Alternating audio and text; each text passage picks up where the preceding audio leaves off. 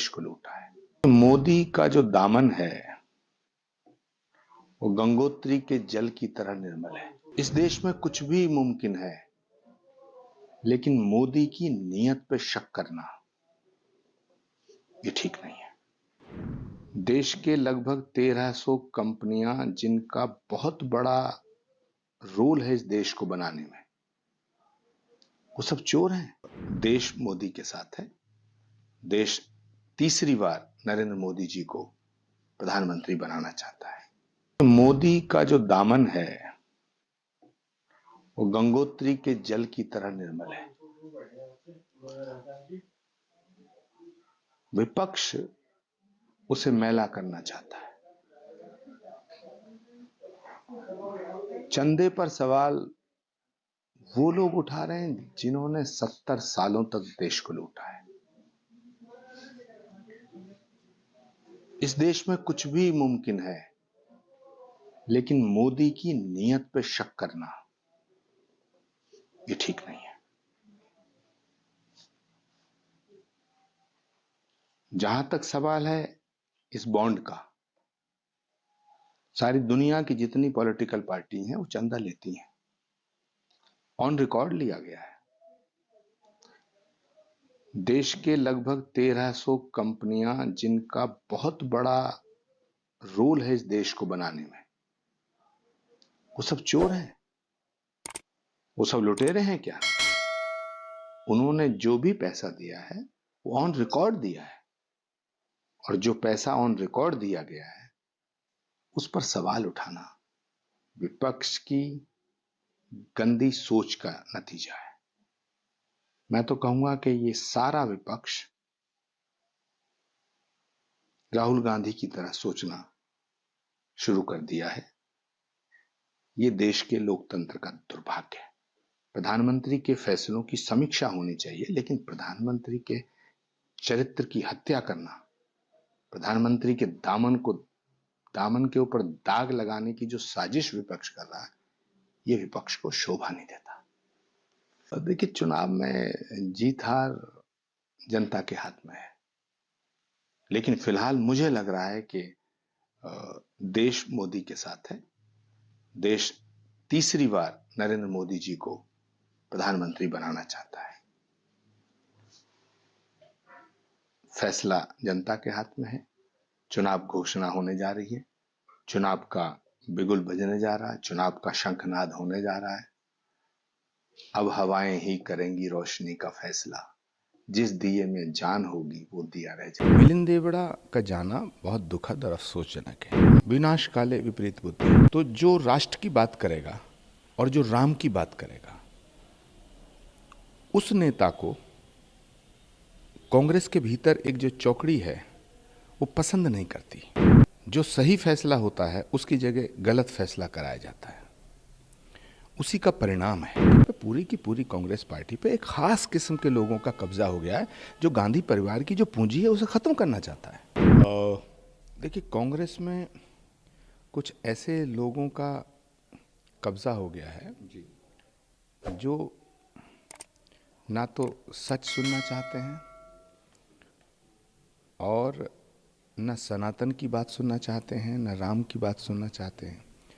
जो राम की बात करेगा, जो सच की बात करेगा, जो ज़मीनी हकीकत को बताने की कोशिश करेगा, उसको कांग्रेस छोड़नी पड़ रही है धीरे धीरे। मिलिंद देवड़ा का जाना बहुत दुखद और अफसोसजनक है। और भगवान राम के मंदिर के निमंत्रण को जिस तरह से ठुकराने का काम किया है, तो मुझे लगता है कि भगवान राम का प्रकोप प्रारंभ हो गया है। मैं भगवान से प्रार्थना करता हूं कि कुछ लोगों की गलतियों की सजा पूरी कांग्रेस पार्टी को ना दे। सर, ये लंबी फिवा नेताओं को छोड़कर जाने की सिंधिया हों, यूपी से कई नेता गए छोड़कर, अभी मिलिंद देवड़ा, ये क्या कारण है सर? ऐसा क्यों हो रहा है कांग्रेस में? विनाश काले विपरीत बुद्धि। राम के खिलाफ, सनातन के खिलाफ, हिंदुत्व के खिलाफ, राष्ट्र के खिलाफ। तो जो राष्ट्र की बात करेगा और जो राम की बात करेगा, उस नेता को कांग्रेस के भीतर एक जो चौकड़ी है वो पसंद नहीं करती, और वो वामपंथ के विचारधाराओं से प्रभावित है। वो पूरी की पूरी कांग्रेस को बर्बाद करने में लगी है। जो सही फैसला होता है उसकी जगह गलत फैसला कराया जाता है। उसी का परिणाम है कि बड़े बड़े नेता, वो नेता जो गांधी परिवार के बहुत निकट थे, वो नेता जो राहुल जी को बहुत चाहते थे, वो नेता जो राहुल गांधी जी के साथ रहते थे दिन रात, सिंधिया हो, आरपीएन सिंह हो, जितेंद्र प्रसाद हो, मिलिंद देवड़ा हो, वो धीरे धीरे करके सब किनारा कर रहे हैं, सब छोड़ के जा रहे हैं। कांग्रेस को कोई नहीं छोड़ रहा है। इस चौकड़ी की वजह से कांग्रेस में एक ऐसा धड़ा है जो गांधी परिवार को साइड करना चाहता है। प्रियंका जी को साइड कर दिया है, करने की कोशिश हो रही है।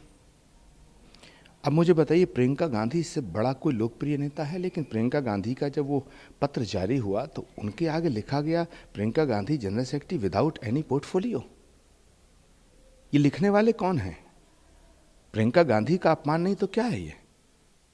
दूसरा, राहुल गांधी जी को दिन रात इधर से उधर, इधर से उधर, इधर से उधर दौड़ाते रहते हैं। कांग्रेस पार्टी पे, पूरी की पूरी कांग्रेस पार्टी पे एक खास किस्म के लोगों का कब्जा हो गया है, जो गांधी परिवार की जो पूंजी है उसे खत्म देश को लूटा है।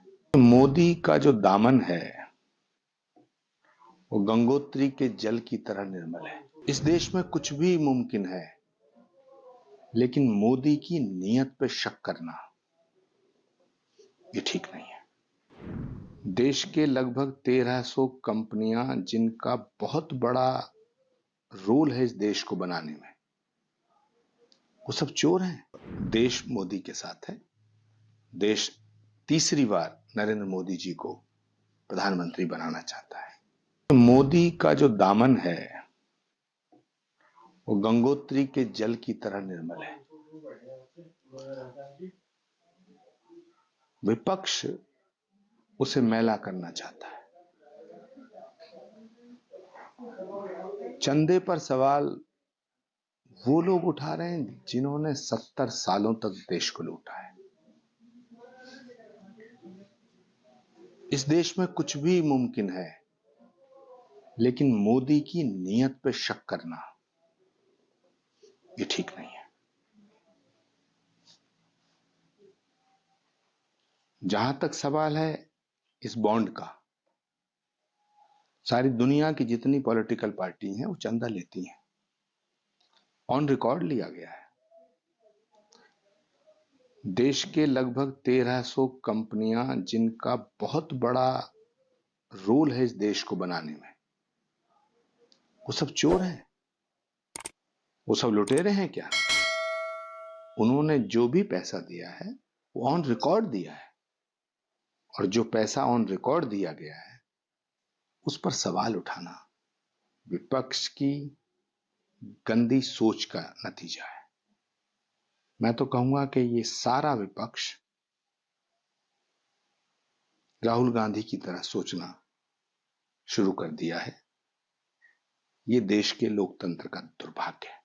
प्रधानमंत्री के फैसलों की समीक्षा होनी चाहिए, लेकिन प्रधानमंत्री के चरित्र की हत्या करना, प्रधानमंत्री के दामन के ऊपर दाग लगाने की जो साजिश विपक्ष कर रहा है, ये विपक्ष को शोभा नहीं देता। देखिए, चुनाव में जीत हार जनता के हाथ में है, लेकिन फिलहाल मुझे लग रहा है कि देश मोदी के साथ है। देश तीसरी बार नरेंद्र मोदी जी को प्रधानमंत्री बनाना चाहता है।